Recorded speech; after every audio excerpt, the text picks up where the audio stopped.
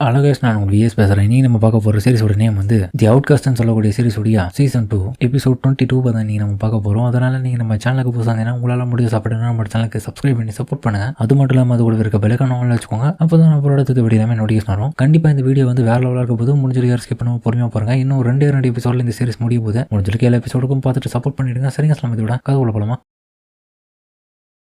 இப்போ இவங்க எல்லாருமே இவங்க ரெண்டு பேரும் இறந்ததை நினைச்சு ரொம்ப வருத்தப்பட்டுட்டு இருக்கேன். ஹீரோ அந்த மாஸ்க் போட்டுங்கிறவன் மட்டும் கேட்கறான், டே என்னடா ஆச்சு, நீ கூட தாண்டா இருந்த? அவங்க உயிரோட தான் இருந்தாங்க. இது எல்லாமே என்னுடைய தப்பு தான். அதுக்கான ரீசன் என்ன தெரியுமா? அப்புறம் பார்த்தா இவனுக்குள்ள போடுற அந்த சண்டையில வந்து ஷெங்கி யூசரா இருக்கிறவன் வந்து இந்த மாஸ்க்ன்ற பையன் கூட சேர்ந்து ஃபைட் பண்ணிட்டு இருக்கான். அவன் கூட ஒரு கட்டத்துல அவனால அந்த அடிகளை தாங்க முடியாதனால அவன் திடீர்னு அழ ஆரம்பிச்சிடறான். என்னால அவங்களை ஜெயிக்க முடியாது, நான் ரொம்ப லக்கியானவன் கிடையாது, நான் ரொம்ப வீக்கா இருக்கேன், என்ன யாருமே வந்து உதவி பண்ண மாட்டீங்களா அப்படின்ற மாதிரி கத்தி கூச்சல் போட்டு நான் எழுதிட்டு இருக்கான். எதுக்கட இவன் கத்திட்டு இருக்கான்ற மாதிரி இவனோட பக்கம் வந்து மாஸ்க் போட்டுங்கிறவனும் கடுப்பாயிட்டு அவனை இன்னும் மேலும் மேலும் வெறுப்புல போய் அடிக்கிறான். ஒரு கட்டத்தில் நம்ம ஷெங்கி யூசரா இருக்கிறவன் டே அவன் உன்னை ரொம்பவும் வெறுப்பேற்ற தான் இது ட்ரை பண்ணிட்டு இருக்கான், பொறுமையா சண்டை போடுற மாதிரி சொல்ல, நீ எதுக்கட அதெல்லாம் குறுக்க வர, நான் உன்னுடைய ஃப்ரெண்டோட லூசு, உன் நல்லதுக்கு தான் நான் சொல்றேன். அதுவும் இல்லாம அவன் அழுதுட்டு இருக்கான்னு நினைக்கிறான். அவன் ஒன்னும் அழுல, அவனுடைய பிசிக்கல் பாடி தான் அழுதுட்டு இருக்க, வெளியே உள்ளுக்குள்ள மோசமான ஒருத்தன் ஒளிஞ்சிட்டு இருக்கான். அவன் ஏதோ பிளான் பண்ணிட்டு இருக்கான், நீ பொறுமையா இருக்கிறது உனக்கு நல்லது, கண்டிப்பா இது ஒர்க் ஆகிக்கணும்னு சொல்லிட்டு அவன் பக்கம் கதறி அழுதுட்டு இருக்கான். அவங்க கிட்ட வெளிப்படுற அந்த எமோஷன் மூலியமா ஒரு சில வகையான ஒரு ரசாயன முறையான விஷயங்கள் வந்து அந்த இடம் பரவுது. என்னமோ ட்ரிக் பண்ண போறான், கொஞ்சம் தயாரா இருந்துக்கும்.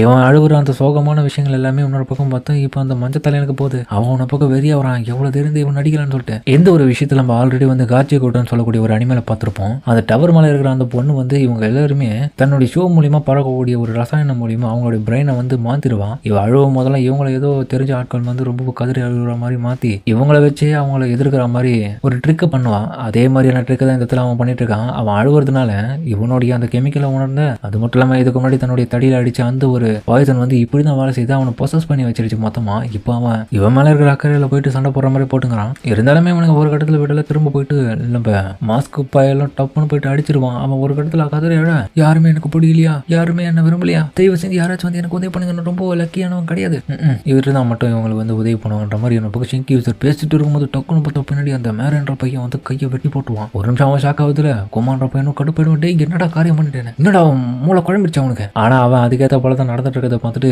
திரும்ப வந்து அட்டாக் பண்ண வரும்போது இவனை காப்பாற்றணுன்ற ஒரே ஒரு நோக்கத்துக்காக தன்னுடைய பவரை பயன்படுத்தி அட்டாக் பண்ணிடுவான். அவனுமே அந்த இடத்துல செத்துற, இன்னொரு நண்பன் கை வழியில துடிச்சிட்டு இருக்க, கை போயிடுச்சுன்னு, டேய் பைத்தியக்கார முன்னாடி என்னடா பண்ணி வச்சீங்களா, என்னடா நான் அழுதுன்னு நினைச்சியா, என்னுடைய எமோஷன் மூலியமா உன்னுடைய ஃப்ரெண்ட் இப்போ என்ன கடிமையாயிட்டான், உனக்கு வேற வழி இல்லை, ஒன்னு இந்த இடத்துல ரெண்டு பேர்ல யாராச்சும் ஒருத்தரை காப்பாற்றணும், அப்படி இல்லை என்ன துரத்தினு வந்தா ரெண்டு பேரும் இழக்கணும், என்ன பண்ண போற, எப்படியா இருந்தாலும் நீ ரெண்டு பேரையும் தூக்கின்னு போகலாம் முடியாது, உன்னால ஒருத்தரை காப்பாறதுக்குள்ள இன்னொருத்தர் செத்து போயிடுவாங்க, அது மட்டும் எனக்கு நல்லாவே தெரியும், அப்படி இல்லைன்னா நீ போறதுக்குள்ள ரெண்டு பேருமே செத்துருவாங்க. அதுக்கேற்ற போல பார்த்தா ரெண்டு பேருமே அந்த இடத்துல செத்துருவானுங்க. இதுதான் நடந்து சொல்லிட்டு இருப்பான். இது எல்லாமே என்னுடைய தப்பு, நான் கொஞ்சம் உஷாரா இருந்திருக்கணும், நான் தான் அவங்களை என் கையாலே கொண்டுன்ற மாதிரி படுத்தப்பட்டு இருக்கான். இவங்களுமே ஆறுதல் சொல்லிட்டு இருக்கேன். அதுக்கப்புறம் வந்து இன்னும் செஞ்சிருக்கலாம் சேர்ந்தவனுங்க எல்லாருமே பிடிச்சி போட்டு அந்த இடத்துக்கு ஏதுன்னு பார்த்துட்டு ட்ரை பண்றாங்க, அவங்களுடைய சக்திகளை கட்டுப்படுத்திட்டு. அதுக்கப்புறம் வந்து அந்த பார்ட் டைமா இவங்களுடைய கிளான்ல வேலை பார்த்துட்டு இருந்தவரும் இப்போ ஜோயர் கிட்ட வந்து பேசிட்டு இருக்காரு, யோ வாயா எப்படி இருக்க, டோ ராகோ ஜென்ஜாவோடைய மெம்பர்ஸ் ஒவ்வொருத்தரும் பிடிச்சிட்டு இருக்கோம், அந்த வேலை சரியா போயிட்டு இருக்கு, உங்க சைட்ல எப்படி போயிட்டு இருக்கு?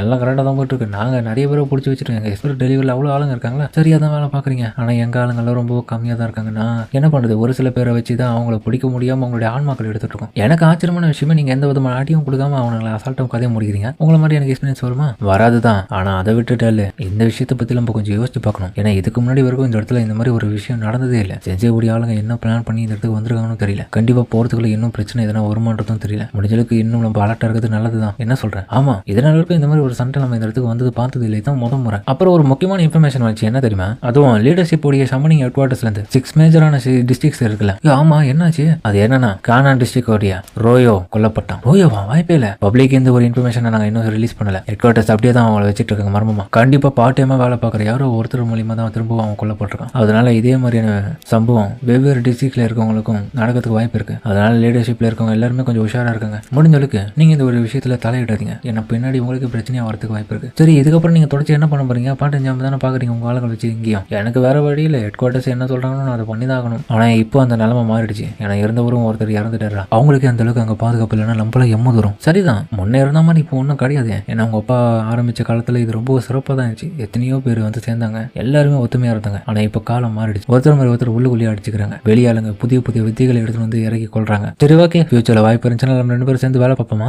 கண்டிப்பா பார்க்கலாமே, அதில் ஒன்றும் பிரச்சனை இல்லை அப்படின்னு அவனுங்க கிளம்பிடுறானுங்க அந்த இடத்த விட்டு. இன்னொரு பக்கம் நம்ம ஆளுங்க வந்து மற்ற ஸ்டூடெண்ட்ஸ் எல்லாமே ஃபீல் பண்ணிட்டு இருக்காங்க. என்னப்பா இங்கே நடக்குது, இவனுக்கு இவனுக்கு அடிபட்டிருக்கான் கொண்டு ஒன்றும் கவலைப்படாதீங்க பசங்களா, அவங்க ஒன்றும் சாகல, உயிரோட தான் இருக்காங்க. ஆனா பயங்கரமா அடிபட்டிருக்கேன், இன்னும் யார் யார் அடிபட்டிருக்கோ எல்லாரும் போய் ஹீல் பண்ணிக்கோங்க அப்படின்னு ரெங்குக்கு எல்டர் சொல்றதுல நல்லாவே தெரியுது இவனுக்கு அடி மட்டும் தான் போட்டிருக்கானுங்க, ஒன்றும் சாகலன்னு. இன்னொரு பக்கம் வந்து நம்ம ஜோசானும் எல்டர் கிட்ட கவலைப்படாதீங்க எல்டர், உங்களுடைய ஸ்டூடெண்டோடைய கை என்கிட்ட தான் பத்திரமா இருக்கு, அதனால அவனுடைய கையை நாங்கள் திரும்பி அட்டாச் பண்றதுக்கு எதனா வாய்ப்பு இருக்கான்னு சொல்லிட்டு செக் பண்ணிக்கிறோம், நீங்க அது ஒத்துழைச்சினா மட்டும் போதும். ஓகே, எல்லாத்துக்கான வழியும் நீங்க பாருங்க, நான் எந்த ஒரு தடங்களும் சொல்ல மாட்டேன். அப்புறம் அவங்க எல்லாருமே அந்த இடத்த விட்டு கிளம்பின பிறகு பார்த்தா நம்ம ஜோசோனுக்கிட்ட லாட்டென்ஜி அவங்க வராரு, காயத்தோட வராரு. நீங்க நல்லா தானே இருக்கீங்க, உங்களுக்கு என்னாச்சு? எனக்கு ஒன்றும் இல்லை, சின்ன ஃப்ராக்சர் தான், மவுண்டன்ல செஞ்சோடைய ஆளுங்க அட்டாக் பண்ணாங்களா, அதெல்லாம் இப்போ சமாதானம் ஆயிடுச்சா?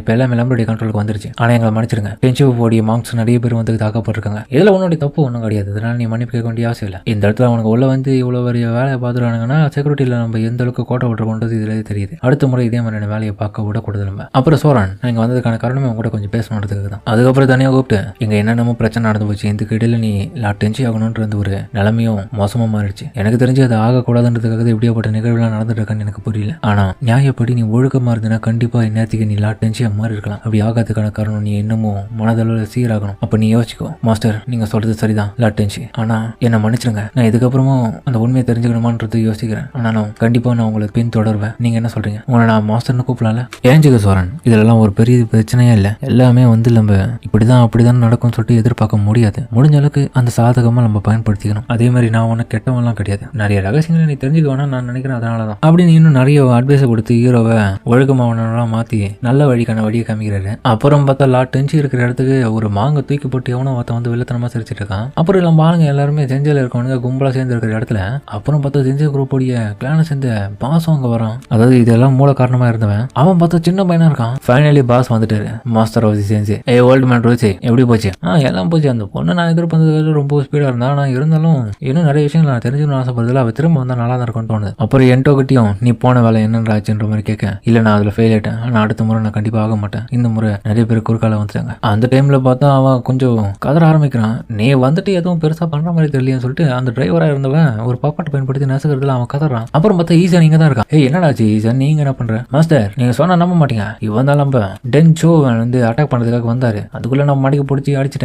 எனக்கு எல்லாரோடைய முகமும் இந்த இடத்துல வேலை பார்க்குற கொஞ்சம் நல்லாவே தெரியும், இவன் வித்தியாசமான ஆளு, நம்ம ஆள்லயே கிடையாது இவன். நான் கேட்டது நீ எதுக்கு இங்க வந்தான்னு கேட்டேன். உன் வேலை என்ன சொன்ன? நானு டென் ஷின்ஜோவை போயிட்டு நீ பாதுகாக்கணும் தானே சொன்னேன். ஆமா ஷின்ஜோவை தான் நீங்க பாதுகாக்க சொன்னீங்க. ஆமால, கவலைப்படாதீங்க மாஸ்டர், அந்த இடத்துல வந்து ஆளுங்க விட்டுட்டு தான் வந்திருக்காங்க, அவங்க பாதுகாப்பா பாத்துப்பாங்க. சிஷிய பிள்ளைங்க முட்டாள், ஷின்ஜோவை எதுக்கு தனியா விட்டு வந்தேன், கண்டிப்பா நேற்றுக்கு அவரை கொண்டு இருக்கிறதுக்கும் வாய்ப்பு இருக்கு, இப்போ எங்க இருக்காரு? ஆனா கவலைப்படுத்தீங்க, அவங்க கிட்ட யாரும் பெருசா கிடையாது, அவரை தவிர சிஷிய பிள்ளை மட்டும் தான் இருப்பான் கூட. எதுக்கு தான் நீங்க தேவையில்லாம பதினொன்று வந்துட்டு இருக்கீங்கன்னு தெரியல மாஸ்டர், நீங்க ரொம்ப ஓவரா யோசிக்கிறீங்க, அது மட்டும் நல்லாவே தெரியுது, ஃபீல் பண்ணாதீங்க. இப்பதான் ஒரு முக்கியமான ரகசியத்தை காமிப்ப பாருங்க, எல்லாருமே கண்டிப்பா ஷாக் ஆவீங்க. ஏன்னா இதுக்கு முன்னாடி ஒரு எபிசோட்லயே சொல்லியிருப்பேன், முக்கியமான ஒரு ஆளை ஞாபகம் வச்சுக்கோன்னு. அதுக்கப்புறம் இவனுக்கு கதவு திறந்து உள்ள வர அங்க ஒரு விதமான சவுண்டும் கேட்காத பார்த்துட்டு இவன் ஷாக் ஆவான், என்னடா இது ஒரு சவுண்டு கூட கேட்கல, உண்மையிலேயே ஒரு சொல்றது உண்மையாடுமோ? மாஸ்டர் கவலைப்படுறீங்க, எல்லாம் இங்க தான் இருக்காங்கன்னு சொல்லிட்டு அப்படியே சிரிச்ச முகத்தோட வந்து தரப்பான். அங்க வந்து பார்த்தா எல்லாம் செத்து கிடக்க, இவன் பார்த்துட்டு ஷாக் ஆயிடுவான். பார்த்தா கூட இருக்கிற ஒரு சிஷ்ய பிள்ளைய கொண்டுட்டு இருக்காங்க, அவரையும் கொண்டுட்டானுங்க. பிளான் எப்படியும் ஒர்க் ஆயிடுச்சுறான். அப்புறம் பார்த்தா இந்த ஹானான்னு சொல்லக்கூடிய இந்த சிஷ்ய பிள்ளை தான் பார்த்தா செஞ்சேக்கலனுடைய மாஸ்டர் மைண்டே. இத்தனை நாள் வரைக்குமே இவங்க கூட இருந்து இவ்வளவு பெரிய இவ்வளவு வேலையை பார்த்துட்டு இப்போ துரோகம் மட்டும் இப்போ கொண்டுட்டு வந்துட்டாங்க. கவலைப்படுறீங்க, முடிஞ்ச அளவுக்கு நான் எல்லா வேலையும் முடிச்சிட்டேன். அது மட்டும் இல்லாம நீங்க முடிக்க முடியாத மிஷின்ல ஒன்னான சின்சுவையும் நான் கொண்டுட்டேன், அதனால ஒரு பெரிய தலை செத்துட்டான். நடந்த விஷயத்தை காமிக்கிறாங்க. பார்த்தா இவன் ஹானா வந்து பின்னாடி நம்மளுடைய செஞ்ச சேர்ந்த ஆளுங்க வந்து தாக்கத்து வந்துட்டு இருக்காங்க, நம்ம இந்த இடத்த விட்டு வெளியே போயிட்டு தடுக்கணும் அப்படின்ற மாதிரி டிஸ்ட்ராக்ட் பண்ணதுக்காக ஏஜென்ட் கிட்ட சொல்ல, ஆனா போக மாட்டாங்க. ஆனா இந்த ஒரு சமயத்திலையும் பார்த்து நம்ம டென் சிச்சு வந்து வேற வழி இல்லாம அவங்களுக்கு உதவுறதுக்காக வெளியே போக சொல்றான். அவருடைய ஒப்புதல் பேர்ல தான் அவன் அந்த இடத்த விட்டு போயிருப்பான். போறதுக்கு முன்னாடி ரொம்ப ஆபத்து, நீங்க போறீங்களா ஒண்டியா இந்த இடத்துல எங்களை விட்டுட்டு, இந்த இடத்துல இவரை பாதுகாத்து யாரு? கண்டிப்பா நீங்க நல்லபடியா பாத்துங்க, கொஞ்ச நேரத்துல வந்துருவேன், உங்களுக்கு ஒன்னும் ஆகாது. அப்புறம் போன பிறகு போனவன் திரும்ப வந்தா தானே உங்களை காப்பாத்துக்கு. டேய் என்னடா பேசுற? செஞ்சவை பத்தி என்னடா சொன்ன அவங்ககிட்ட? நீ சொன்னது பொய்யா போ அப்படின்னு பார்த்துட்டு இருக்கும்போது பக்கத்துல இருக்க சிசிய புள்ளியை கொண்டுடுவான். ஆனே நீ பரவாயில்ல, நல்லாவே தெரிஞ்சு வச்சிருக்க. நான் இங்க வந்ததுக்கான காரணமே மொத்தமா உங்க எல்லாரையும் அழிக்க தான். நான் எதுக்காக தான் உங்க கூட சேர்ந்து இத்தனை நாட்களை வளர்ந்து வந்தேன். என்னை பத்தி நான் அறிமுகத்தை கொடுத்துக்கிறேன். இப்போதைக்கு நான் தான் செஞ்சவுடைய மாஸ்டர் இருக்கேன். என்னுடைய பேரு கியோகி அப்படின்னு அவன் சொல்றதோட இந்த இடத்துல இந்த எபிசோட முடிக்கிறாங்க. சரிங்க, இந்த வீடியோ பிடிச்சிருக்க கமெண்ட் சொல்லுங்க. மறக்காம இந்த வீடியோக்கு பிடிச்சிருக்கேன், பிடிச்சிருந்த லைக் போட்டு நம்ம சேனலுக்கு சப்ஸ்கிரைப் பண்ணி சப்போர்ட் பண்ணுங்க. அது மட்டும் இல்லாம அது கூட இருக்க விலக நாள் வச்சுக்கோங்க, அப்பதான் அப்புறம் அடுத்தது வீடியோ நோடியா சொல்றோம். சரிங்க, இந்த வீடியோ முடிச்சுமா.